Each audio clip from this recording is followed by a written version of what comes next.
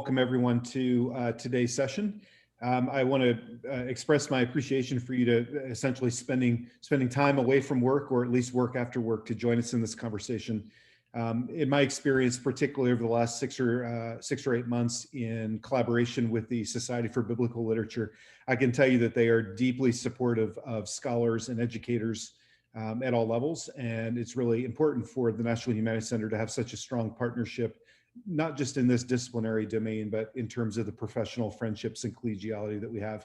So I want to thank, just looking at the room, I want to thank John Kisco for being here, Christopher Hooker for helping to arrange this. Paige Schmidt is lurking somewhere and has been involved in our work, and Latoya, who's here really managing this entire process. So I want to, again, thank everybody for joining us. There are a couple of things I'd like to share with you before and as we get started. And it starts with the agenda. You know, we have an hour scheduled. I'm certainly hopeful that in the conversation that we have, that we can fill that full 60 minutes. And I invite you to not only register your thoughts and any points of interest that you might have in what I share in the chat box and or the Q&A box. Latoya is going to let me know if I'm missing a chat or if there's a question that's emerged that that my eyes can't track. So please do use that as often and as liberally as you like. But I do want to spend some time contextualizing this work in OER, not only by getting into what I think is really good working definitions of open education resource, that is both the noun of OER as well as the verb of OER. But I want to wrap that in the context of organizations like the National Humanities Center and the Society for Biblical Literature, and the ways that we can support educators and scholars at all levels. And so what I'm hopeful is that you see some very direct application.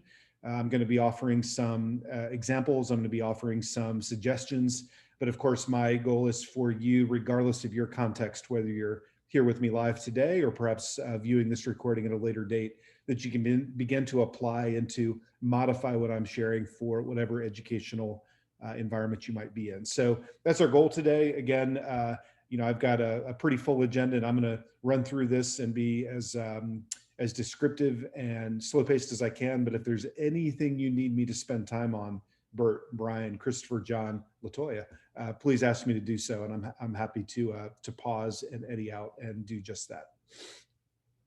I should also say that in the chat box, I just put the links to these two sites. The site on the left is the primary site for the National Humanities Center, and I invite you to visit that site and get a better sense of the work that we do at the center. Our primary function and our focus is an annual fellowship class of university professors and academics who, if selected, move to North Carolina and get a full year of unencumbered research. We've just recently announced next year's incoming cohort, and I invite you to take a look at that. You might recognize some topics of interest, or perhaps some scholars that are a part of your own galaxy of scholarship. So you're more than welcome to keep that open in a separate browser and explore that while I'm speaking today. The site, though, that I'm going to focus on is the URL on the right. It's the second URL that I dropped in the chat box. We call this the Humanities in Class Digital Library. This is the OER platform that I'll be featuring today. And I do invite you to open this, and again, feel free to explore and investigate as much as you like while I'm speaking. It will not disrupt me. It will not cause a change in the flow. If you go to this URL, though, you'll likely find yourself at what I'll metaphorically call the front door. So you do need a library card to join this OER platform. Please let me emphasize that this is a free and open resource. There's no commodification. We don't share your data or in some other way commodify the work that we do here.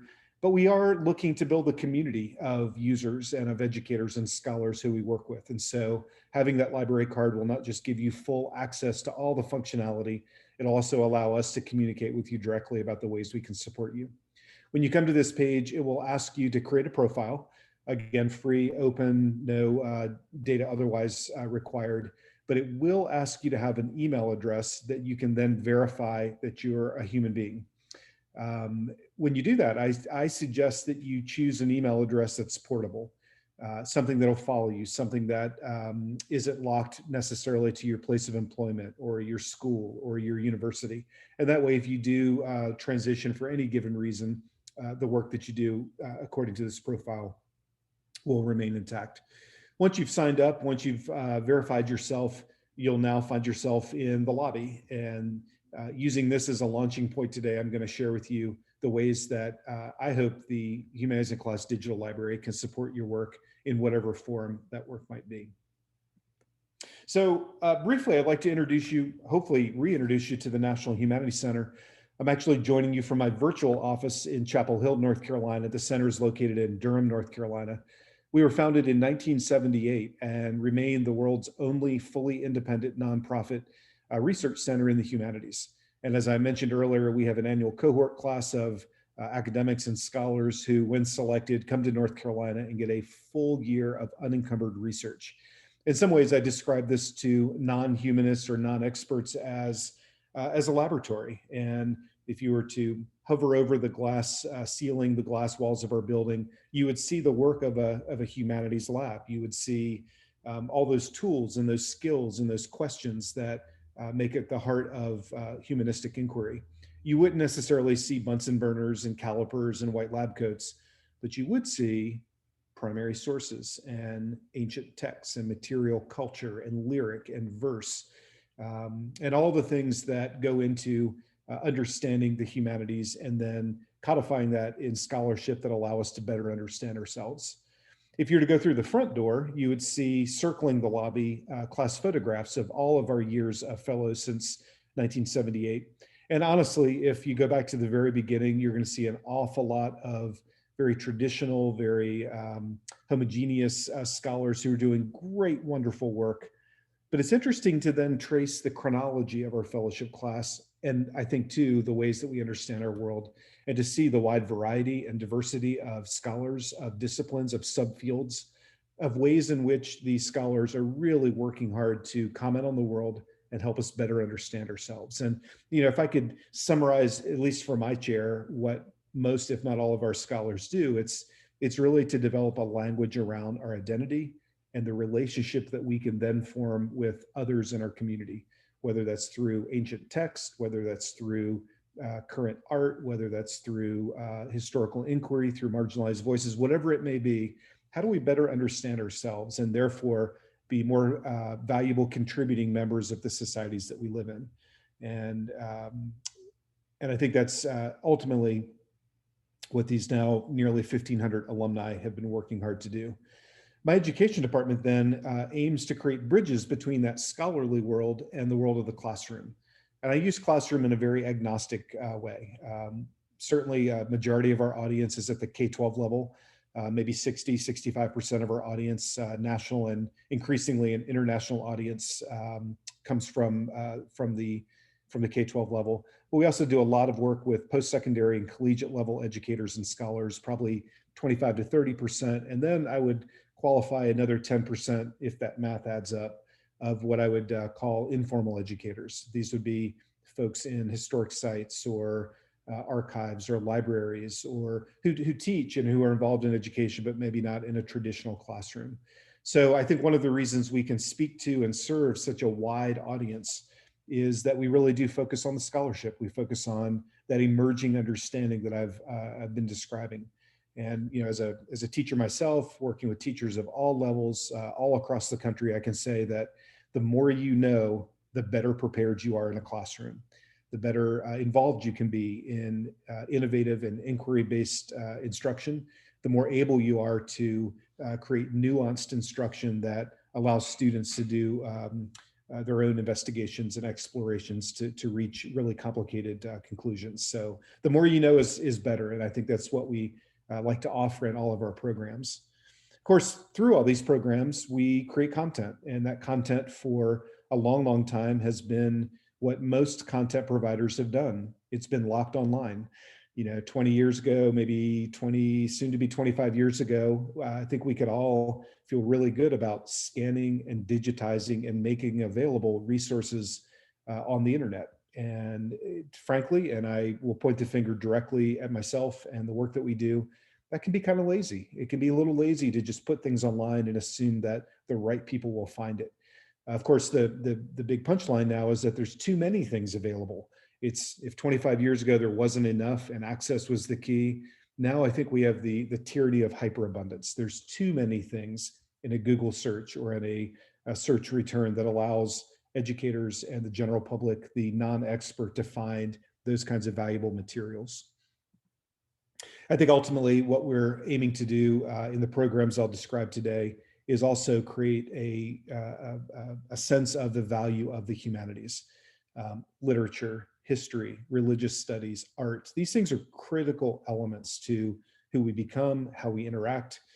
They're training wheels from people in past lives who are able to show us examples and lessons that we can learn from, and really being able to develop the humanities as a critical, essential skill set is what we aim to do in all of our work. So we do this in a variety of ways. I'll briefly mention two of those ways. One of them is an online webinar series. I do about 45 a year. We are right at the tail end. I schedule these from September to May. We have 2 sessions left. Right now, we're averaging about 450 registrants per session. These are educators, again, at all levels, all across the country. And it's an invitation to be in conversation with scholars around really compelling and interesting topics across the humanities disciplines. I'm pleased that next year I'll be working with Mark Chansey from SMU on a session. I think it's scheduled in December of 2021 on teaching the Bible. And I certainly hope that you scroll through the entire list of all of our webinars and find others that you would think to be valuable, and please do join us. My next webinar, as it turns out, is tomorrow night. Akram Khader, former and past fellow and current historian at NC State, will be working with us on modern Arab American history.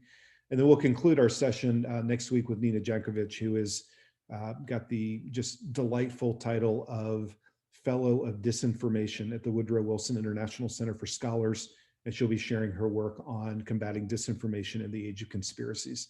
Please do sign up. These are free. These are open to the general public, and definitely have an education emphasis, but I would love to see any of you join me at one of these last 2 sessions. And then finally, we also offer online courses. These courses are generally 5 modules in length or 5 weeks in length.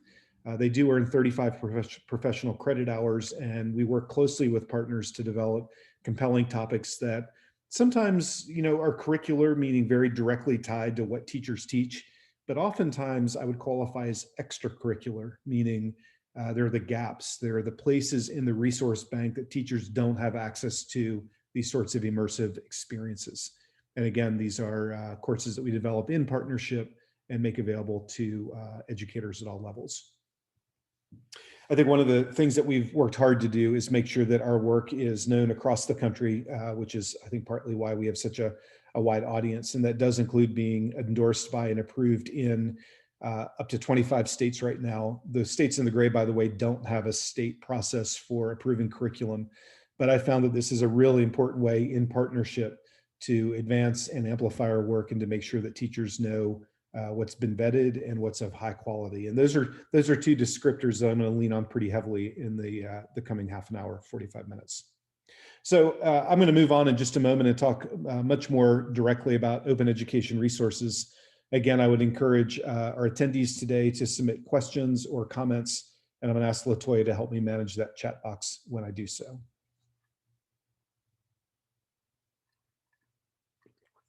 So I love to share the cartoon on the left, published in 1959 in the Chicago Tribune. It is jarring to me at how science fiction this must have seemed at the time. And 6 decades later, it's our life. That in fact, all of man's documents, not all of man's knowledge, but all of man's documents can be available through a device sitting on a table in our living room, or perhaps sitting in our pocket against our thigh right now. The ability to have access to all that is really a game changer. And as I mentioned earlier, it's if this was the goal, if our imagination was really focused on access, the unintended consequence is that there are too many things available now. And I think open education resources, as both a methodology and as a policy, is specifically designed to address that issue. That going to Google, going to Pinterest, going online, just kind of searching a keyword that you think you might need in your class tomorrow, your instructional planning, or trying to publish and to share your work more broadly, really does hit a very distinct obstacle when so many things are available all at once. OER then is a policy and a methodology that emphasizes the free and open distribution of content. And here's a quote that I think may summarize, if not what OER is by definition, at least what the impact might be. Curriculum is in the midst of a sea change. The days of expensive closed curriculum are numbered. What is emerging will not only save districts and universities money, it will tap into the collective expertise of teachers across the country. In 5 years, we will say, hey, remember when we used to buy expensive textbooks that didn't let you adjust to your students' needs? It'll be a lot like saying, remember when you had to put film in your camera? I have to tell you, LaToya, I don't know if you recognize those objects or not. I distinctly remember them as a kid. They're flash bulbs, and you put them on top of a box camera, and you take a picture and advance the film with your thumb wheel, and the bulb would simultaneously rotate. So you can count there's 4 flashes per bulb, and that's it. And then you have to get a new bulb. Who in the world ever thought that, taking a photograph like this, mailing them off somewhere, and then them returning, and you don't quite know what you took a picture of? If I describe this to my 2 kids, they're 21 and 18, they would look at me like I was crazy if I told them this is how we used to photograph when I was a kid. And I think OER in some ways will be reminding us of what static textbooks must have been like when I started my teaching career. And on the first day, I would pass out the textbook and have kids put brown paper all over it and decorate it somehow. And that information was locked and it was static, and I couldn't modify it in any way, shape, or form for the students I was working with. I couldn't identify gaps that were missing and support it with resources. I couldn't make choices about what I spent time on or didn't spend time on.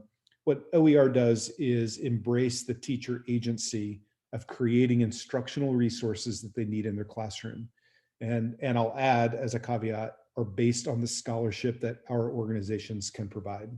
And this is where we began to conceive of the Humanities in Class Digital Library.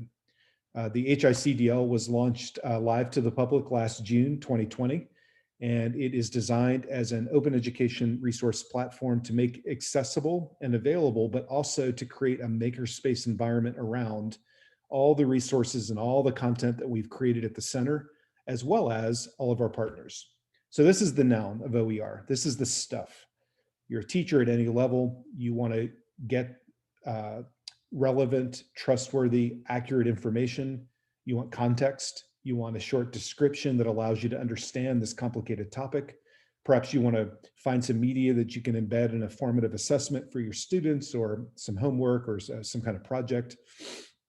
Rather than go online and just simply search, here's a place to go and find high quality vetted materials all in one place that you can use. As the noun, I think most of our users probably approach the library in that way. Imagine your own use of a library. You walk in the door and you go to the card catalog. You search for what it is you're looking for. And that's a really valuable function of this library, this OER platform, and the ways that any user might use it. We also, though, add to these same digital shelves content from, at this point, over 80 other interdisciplinary organizations. These are organizations like the Society of Biblical Literature that have agreed to make available their resources to add them to the library shelves, and now they're cross-discoverable. So whether it's by keyword or by level or by background, you can begin to search this card catalog, and instead of getting 33 million Google hits, you can get a short number, a small number of carefully curated, high-quality material. These are openly licensed, which means for teachers, they can modify them and change them as they need to for their classroom. But we do apply the slightly more restrictive non-commercial license. We don't want anybody to join the library, find all the good stuff, take it somewhere like Teachers Pay Teacher and sell it. So what it allows users to do, again, sort of maintaining this card catalog image, is through a keyword search, whether it's religion or the Bible or the New Testament or US history, religious thought, whatever it may be, is to be able to pull forward all the same resources that have been tagged and the inventory that's been tagged together from all these organizations simultaneously. And as a referatory, it really is a powerful way to amplify each other's work. Not only does the National Humanities Center have a network, so does the Society of Biblical Literature, so do all the universities we work with, et cetera, and allows us all to work in a cooperative fashion in this library. I'm just super pleased that we have so many organizations of all levels who are interested in, willing, and contributing. These include large international archives like the National Archives in London, all the way down to the smallest historic site and museum in different localities. If any of you represent content, or if you're a scholar and you'd like to make your work available to educators and the general public, we fully welcome other partners and folks who can join and contribute. So to mix the metaphor, I apologize. Maybe this is less of a library and more of a community garden. And we would welcome any of you with high quality material to participate. And I'm happy to follow up on what that could look like. So I'm going to give you some examples of this today. What I've tried to do is, I think, frame the general tool and the way it can be used, but I would like to give you some really specific examples of the kinds of resources that you can find and the ways that they can be applied. We can also create exhibits, by the way. If you are currently have the library open and you use the Discover tab at the top, you'll notice there's a selection for collection. That's where we can begin to curate exhibits or small sets of materials based on keyword searches or interests. If any of you have interests that you'd like to explore, we could very easily create a collection on your behalf. This does require you to have this library card, though, and this is, I'm going to return to this briefly to say that it's the library card that allows us as an organization to understand who we're working with, but it also allows the user to also be active and to be engaged in the work itself. That library card allows for personal folders that allow them, a user, to curate materials. It also allows them to explore that curated collection that I just mentioned. It's important for me to note to any group of educators or those interested in education that this tool is designed to be as integrated and as accessible for the classroom teacher as possible. So that means that it can be integrated into Google Classroom, which is super important in this hybrid blended world that we're living in.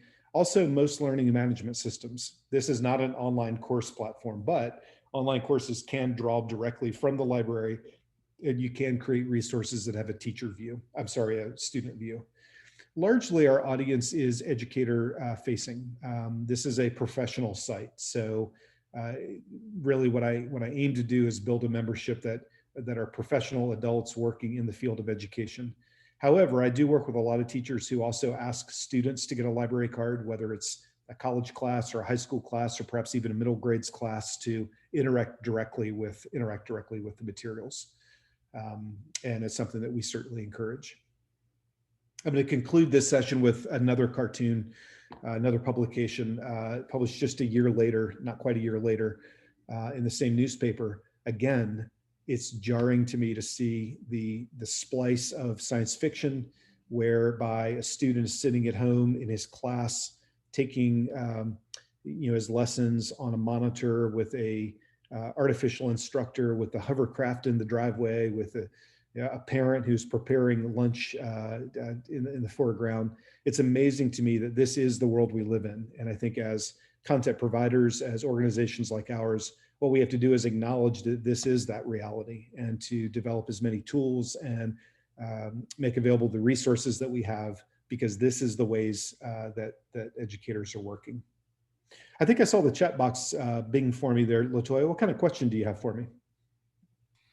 So we have a question out here. Can you explain the terminology and abbreviations in the various types of Creative Commons licenses? Yeah, I certainly can. Thank you for that question. I'm going to go back just so I can specifically reference it.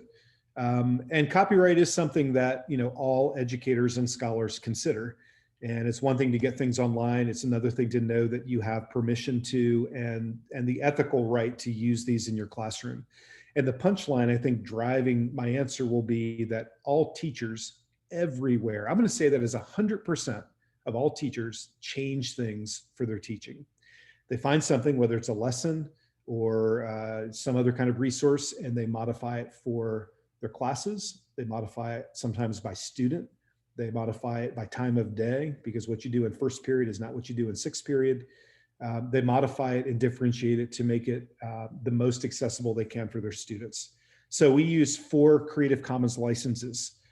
The first one, and the one that I encourage our content partners to use, is the Creative Commons CC by non-commercial, non-derivative. Non-commercial means that you can have access, but you can't sell them or make profit. The non-derivative is something that we're suggesting to our partners as a way to make the scholarship in the site sterile. So let me give you an example. I have past fellows often write essays, short essays for teachers, 1,000 words, 1,200 words, 1,500 words. They're meant to capture the nuance of a particular topic and be just a quick go-to place to learn about a topic. We've got quite a few on religion in America, by the way. These are very, very popular. A lot of teachers use them. I don't want a teacher to find that essay and to change the language of the essay. I don't want them to change the paragraphs. I don't want them to change the terminology. What I do want them to do is create a lesson based on that essay. So we've made the essay itself non-derivative, meaning you can't change the essay, but you can use it in your teaching. You can cut and paste a paragraph and put it in instruction. You can use a suggestion and put it in a lesson that you make. We want those two things to be connected. As I'm going to describe to you, this site also allows users to publish material in the digital library. And I think that's where it really becomes a different kind of resource. There are a lot of resources that are single place for a lot of organizations to make their work available together. What OER does is also allow the user to publish material. And by doing so, always vetted, always reviewed by librarians, always in the format that we want it to be in. But what we ask the users to do is to remove that non-derivative license so that other teachers can find a lesson and then modify it and remix it. And I'll describe more about how that works, but we want the user-generated material to be Creative Commons with a non-commercial license only. Hope that's helpful. There's by the way, a lot of very interesting research right now in copyright law with OER. And one of the reasons OER is very popular, increasingly popular at colleges, community colleges, universities, is because textbooks are so cost prohibitive. It costs so much money to go and be a college student. And so what OER does is allow for the free and open licensing for instructors to put together the resources they want to teach the curriculum they have and to not drown students in textbook debt. Any other questions, LaToya? I'm leaning on you heavy today. Thank you for your help. No questions. Okay, thanks. Okay, let me give you some examples, and we're about halfway through. Again, feel free to direct me in any manner that you'd like. So I'm going to give you several examples of the resources you'll find in the library, and I'm going to offer these as models or case studies or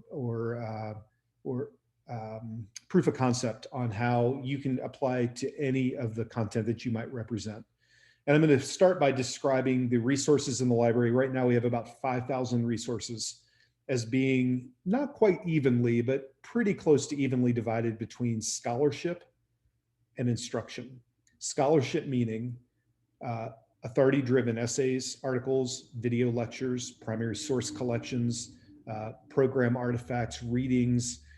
I find that a lot of scholars who have joined the library and the scholars I work with like this platform because they can write or create content and they can get it in front of a teacher audience. And as I described earlier, I certainly find in the Academy that many, many, many more folks who are working in the humanities want their voices heard. They want to make comment on the complicated world we work in.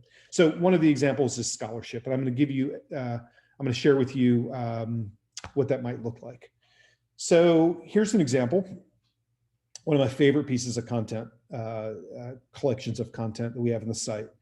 I'm going to put Bert, Brian, Christopher, and John on notice here. LaToya, you have to tell me who puts it in first to the chat. Who is this person? Anybody know who this is? Anybody recognize this face? Grizzled 19th century face. So Chris says Walt Whitman. Chris is exactly right. So As you likely know, if you didn't, even if you didn't recognize him or the title "Leaves of Grass," Walt Whitman is known as one of the quintessential American poets. In the mid 19th century, if not unifying the nation, certainly trying to develop language around national identity, around a reunified country, around the hardships of the surviving of the Civil War. This is a book that when I was in high school grabbed me, and I'm not sure why. I mean, who knows? We share texts, we read things, and sometimes things they just get under your saddle. And this is the book, in fact, that has followed me in every move that I've made since high school. That includes leaving my parents' house then for the first and last time. And this is the book that's always followed me because there are passages in it, there are words, there are texts that just resonate for me. They just echo for me. Here's one of them. Do I contradict myself? Very well, then I contradict myself. I am large, I contain multitudes. Now, I grew up in a very small town on coastal Virginia, near Tidewater, very small town. And, in the pre-internet world that I grew up in, the horizon was very mysterious. And I remember feeling, if I could be a little first person now, I can remember feeling that I had a lot of complicated things going on. There were things in my mind. There were things that I was interested in. There were curiosities that I had, and who in the world else also feels this? Until I started to read verse like this, and it just started to click that, wow, there are a lot of people. This guy's 100 at the time, 120 years earlier. There are other people able to articulate the feelings and desires and impulses and questions and curiosities that I had. Like this one: for every atom belonging to me, as good belongs to you. I mean, that to me, even then, really struck me as, we're all individuals. We all have our own kind of sensibility and our own sense of self, but we're also all very, very connected and similar. And whether I'm a young boy, a young man in a coastal town in Virginia, or I'm in another part of the country, I can begin to not make assumptions about who other people are, or that they're not like me. That there are some things that are similar. There are things that we can connect around. There are things that we are struggling with, and in some ways, isn't that what literature does? Right? Is it provides this kind of this kind of time travel, this kind of ability to have empathy for others because they're expressing and feeling things that also make sense to you. Started working this past year with a scholar named Jennifer Crandall. Jennifer is a documentarian and a journalist and a writer and a scholar. She's originally from California, and she developed what I consider to be the most elegant, beautiful digital project I've ever seen. It's absolutely incredible in my view. It's called Whitman, Alabama. I apologize, I can't drop the link in the chat, but you're welcome to do so. This is a free and open collection of vignettes. You can also find this in the digital library. And what Jennifer decided to do, because I think she had, not unironically for what I'm saying, she had a very similar approach to this sense of identity as you move through the world around us, is that she decided to go to Alabama, the state of Alabama, and with her camera crew, invite and welcome everyday Alabamians to recite verse from Song of Myself, and to create vignettes around that. Now, I will admit, I'm from the Southeast, I'm from the South. I've gone to school here. I had certain misconceptions about Alabama, right? I mean, I think of Alabama, I think of Joe Namath, I think of Bear Bryant, I think of Roy Moore, I think of the state that's last in education. I think there's all these assumptions I make, or all these prejudices that I make, or all these misinformed kind of ideas of what other people are like. And I think what Jen was going for here was to try to explode that. And in these series of vignettes, just beautifully done, she invites contemporary Alabamians, Americans, to recite classic literature. And the result, in my mind, is really powerful. I'd like to share one, maybe two with you.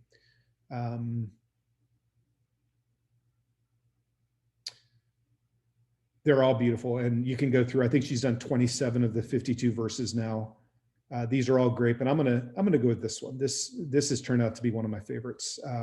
I have shared my sound. Latoya, give me the thumbs up if you hear this when I hit the play.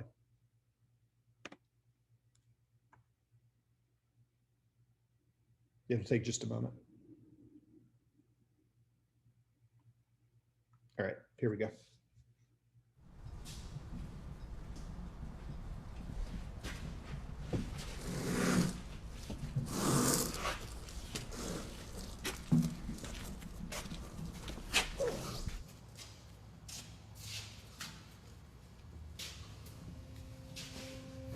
Violent, dark,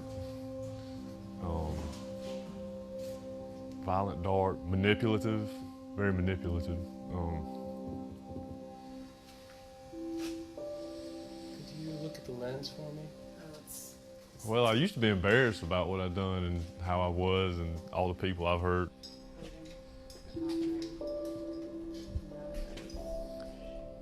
That's part of who I am today, so you know, ain't nothing to hide. My shirt's soaking wet, all sweaty for the camera. The friendly and flowing savage, who is he? Is he waiting for civilization or past it and mastering it? Is he some Southwesterner raised outdoors? Is he Canadian? Is he from the Mississippi country?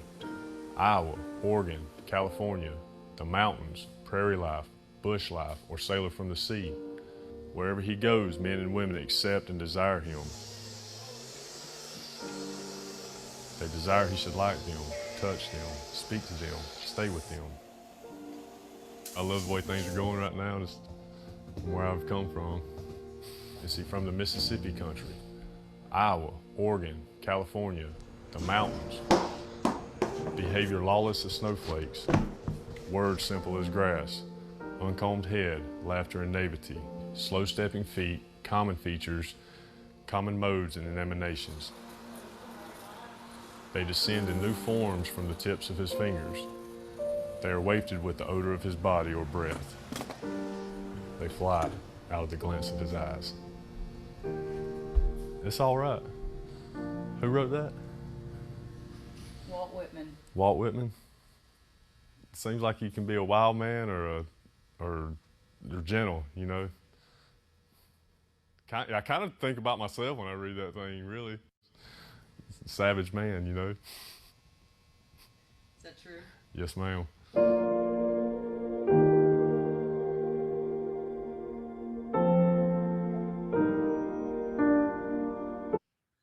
I think one of the reasons I like that particular vignette is that I know that guy, right? I grew up with that guy, or I taught that guy. The story of redemption, the story of connecting with a voice from the past, and essentially channeling, hearing him channel Walt Whitman is a really powerful technique, I think. And I think as a scholar, I think what Jen was aiming to do was to find that sense of common identity, that sense of where all of our personal Venn diagrams intersect, so that we can begin to see this experience as something that's in a community as opposed to individual. Each of those vignettes, by the way, are 3 to 5 minutes long. They all come with context, and they're all available through the digital library as well as the Whitman, Alabama site. I should note, by the way, that when I talk about organizations contributing materials, it's not an either or. Their materials still sit natively on their own sites. The library just allows us to use them and to work with them. And I have found that teachers at all levels have taken this project and applied it in some really interesting, provocative ways in their teaching, whether it's having students read passages or text that they've identified, that the teachers identified as being important to the topic, whether it's having students create material and having other students read it, or whether it's just simply discussing and talking about the ways in which literature, generally speaking, the genre of literature is more than it's more than fantasy. It's something that allows us to eavesdrop on other people's experiences, even if they're in a faraway place and a long time ago. So Whitman, Alabama, I think is a good example of the unique, high quality scholarship and content that we've made available. But as I mentioned, we also have a lot of instructional materials, and I apologize with a small group today. I wasn't quite sure of your background, but I do think this is applicable across teaching backgrounds. And it also stands as a pretty good example of how teachers would then modify something that they see, something that's aspirational, and then create something that they can use in their own instruction. Generally speaking, our instructional resources are activities, they're lessons, they're materials like PowerPoints or lecture notes. But there also at times have been and do include full textbooks as well as full online courses. So the tool itself is agnostic in terms of the kinds of materials, is really anything that we collectively think is important for teaching and learning in both a scholarly and instructional way. So here's an activity that you can find in the library. This was developed in collaboration with one of our partners, the Rock and Roll Forever Foundation, and that is how to use music as a stimulating hook or expression of learning for students. I've actually seen this used literally with students of all ages, including adults, grad students, undergrad, all the way down to K-12. And it can be modified in a wide variety of ways and can be a very compelling way to have folks start to think more implicitly than explicitly. So here's the way it works. In a moment, I'm going to share with you a series of songs, 3 songs. I'm just going to play them very, very briefly. And all of those songs will somehow refer to or point at a contemporary figure, an historical figure, a concept or a time period. There'll be something in it that clues in each of these songs that allow you to identify who in this case, who the character is. Of course, as an educator, you could literally create any number of punchlines here. You could have them be very, very intricate with a lot of very subtle clues. Or if your students are younger, you could have it be very explicit and ask the students to do that for each other as well. But each of these songs then will allow you to decide who you think this is. And again, LaToya is going to be our chief moderator today. She's going to tell me the first person who identifies this historical or contemporary figure based on the songs I play. Again, the songs will just be short 20-second snippets.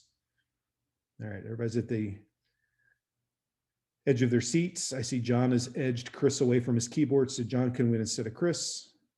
And I was standing on the side of the road, rain falling on my shoes, heading out for the East Coast. Lord knows I've paid some dues.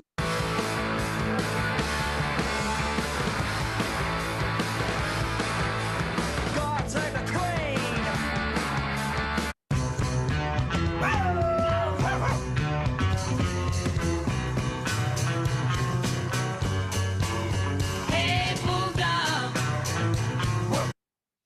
We have a very educated professional group here. Chris Hooker worked himself back to the keyboard, knocked John aside. Chris is absolutely right. So Winston Churchill, and you could hopefully feel all of the all the clues kind of pointing in that direction. Again, you could do this with any content, with any topic, but being able to bring music in, I think, gives that, as I described earlier, that contemporary lens to what could be a very classic kind of question. Here's one more just to see if Chris is still on his game.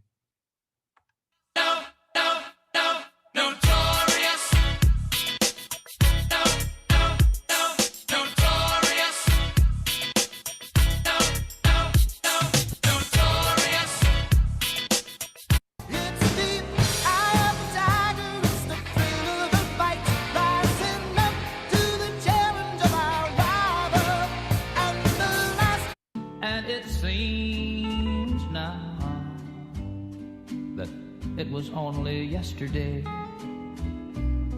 Gee, ain't it funny? Who we have there? I see Chris is 2 for 2. You're absolutely right, Chris. Thank you for playing. Ruth Bader Ginsburg. Just imagine for a moment how many different ways as a formative assessment you could have your students either create playlists or respond to playlists or create them for each other. They could be as difficult and intricate as possible, all the way down to pretty basic and elementary and straightforward activities like the two that I've shared with you. So as examples of instruction, all the instruction that you'll find in our site is designed to be modified or remixed and changed and modified in some ways.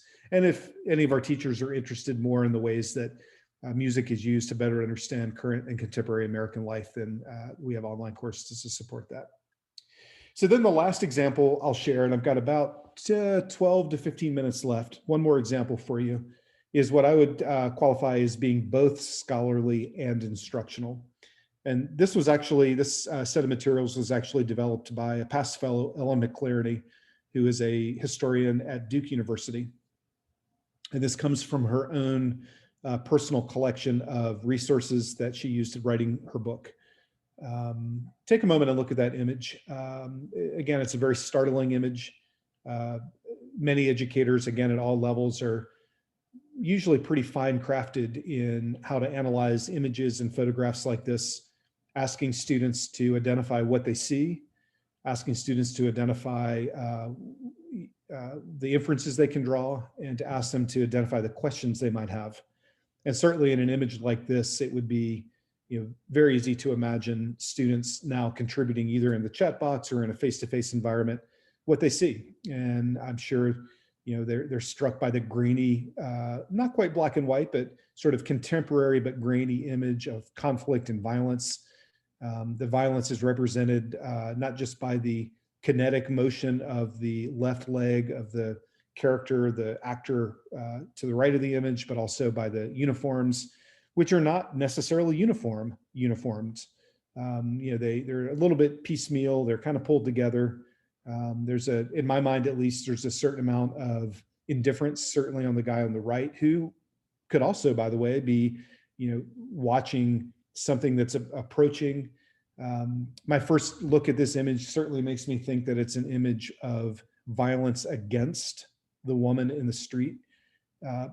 I suppose you might look at it and wonder if she's being dragged to safety as well. But either way, the unintended consequence, I think, is that her garb is pulled up and exposes this really sharp contrast with the blue bra that she's wearing.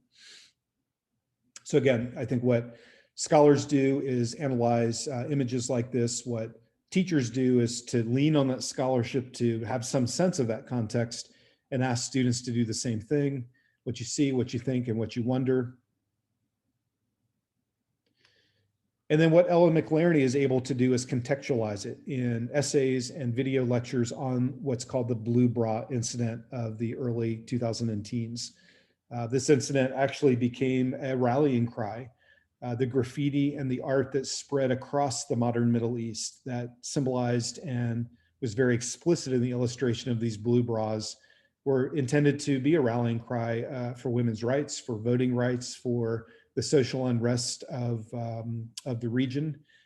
This one kind of jarring, perhaps even unintentionally captured image then became a symbol for much of what transpired in terms of the democratic access to voting in many of the Middle Eastern countries. And it's funny to see her collection, Ellen's collection of these examples, whether they're publicized sort of cartoons like this one, or they're literally street graffiti, which is taken with her own camera all around different countries like Syria and Libya and Morocco to really try to draw together the ways that protests can be very subversive, can be very culturally based, and can be very viral, certainly in the world that we're living in now. So being able to find this kind of work, it's not just finding the image of the blue bra necessarily, it's finding Ellen's scholarship, her video summary, the context that she's provided that I think then allows teachers to take those two things together, because they might not be able to do it only with the lecture, and they wouldn't be able to do it only with the image because they don't have the context or the expertise to discuss it, but be able to put those together and create content is really at the heart of what the digital library is able to do. So in a moment, I'm going to share just briefly my screen to go into the library. But again, I wonder if there are any questions that I can answer, and I'm going to ask Latoya to let me know if that's the case. No questions as of yet. Okay. You guys have been a fantastic audience so far. I appreciate you playing my quizzes. I appreciate you being in attendance the whole time. And now I'd like to share with you and welcome you into the digital library. You see that, Latoya? Great, thanks. So, the metaphor I think works, at least in my mind, I hope it does yours, to think of this as a building, to think of this as a library, not just in the ways that you navigate it, but in the ways that you use it. And again, most people, when they enter a library, go directly to the card catalog. And the card catalog is the central search engine right at the very beginning. You can search by keyword. I typed in the word Bible, and you'll notice that 17 results pop up. This is meant to be underwhelming. This isn't Google. This is 17 great examples. And in fact, the first 5 or 6 are from the Society of Biblical Literature, who have made their work accessible. So as a card catalog, you can also begin to filter down more directly and in a much more targeted way, according to what you're looking for. If this result page was, 150, this would be much more helpful. With 17, you could probably kind of scroll up and down and see the full series of results. When you select the card of the resource, it takes you directly to the metadata page. And this is the metadata that, in this case, the Society of Biblical Literature, Paige Schmidt, has added. What this does is allow this resource to be cross-discovered with all the other resources that are found. As a user, though, what I can do is directly leave a comment for the author. I can leave a tag that may more fully complete the tagging system to make it more easily discoverable. I can attach it to a Google Classroom or to a learning management system. I can save it to my own private folder. And if I view the resource, you'll notice that it opens it up in an iframe. So I'm still in the library, but I'm looking at this on the SBL website. And again, that's very important if any of you represent content. You're not actually giving us anything. You're creating a structure, what I sometimes call interlibrary loan, so that we're still here in the digital library, but we're bringing your materials over to work with and make better sense of. As a user, I can also access materials through the partner page. I'm not going to scroll through this, but I will invite you to do so, and you'll likely recognize many different humanities-based organizations that are partners in our system, as well as the provider page. And this is where you can search by organization and directly go to their curated set of materials. In this case, Society of Biblical Literature, who have at this point contributed 12 results. As a user, I can also contribute materials using the Open Author tab. This allows me to publish my own instruction. I'm going to give you an example. It's not necessarily relevant to our session, but I know it'll at least be a good display of the functionality. I do a lot of work with grad students in the summer, and in this case, a Duke University grad student created a lesson on teaching Kate Chopin's The Storm. When you view the resource this time, you'll notice that it actually is in the library. It's published here. So any user, any teacher, anybody who goes through a program, anybody who's a student in your class can publish their work in the site with direct citation. Any publication submission, by the way, is reviewed by our digital librarians, and we make sure that it's appropriate and it's in the right format. But again, maybe what's more important to me is not just the fact that users can publish. They can look at a vignette in Whitman, Alabama, and then publish a lesson based on it. But another user can find that lesson and decide to remix it. So in this case, the first or the 10th or the 50th version of The Storm is also published, and we can begin to track version history. For organizations like ours that create lessons, I think this is super valuable, because now we can see what other people are doing when they get the lessons we create, which are never going to be used as a prescription. Teachers, no matter where they are, will modify them. And this is a way to begin to track that information and to see what folks are doing with it. Finally, there is a community feature of the site as well. Consider this a conference room in the library. This is where organizations or users can create their own private rooms. Many of our organizations, our partners, have done so, either to match a program or to match their staff or their board or their docents. And what this allows is for the moderator of the group to invite specific people to join, to have them all working in one central space, and to curate a folder of materials that that group can work with. This is not a learning management system, but it is a place for activities to be organized and for the associated materials to be found. For example, I do a webinar series, as I mentioned. Every session has its own unique folder. When someone signs up for our webinars, they immediately go to the folder that matches that session. They find not only the scholar-produced materials like the PowerPoint, also other resources that we've identified, and the recording of the webinar all in one place. So this allows for kind of a central location for the content that we're creating on a regular basis. So that's the digital library. We're really, really pleased to have the Society for Biblical Literature as one of our contributing members. There's no cost associated with being a partner. It's simply a good faith relationship where we provide you with the guidance and you add the materials that you think are valuable, and we make those available in our international audience. So I'm rapidly coming to a conclusion. We're just about out of time. I wonder if there are any questions either from you might from an educator's perspective or a scholar's perspective or a content provider's perspective that you'd like to share.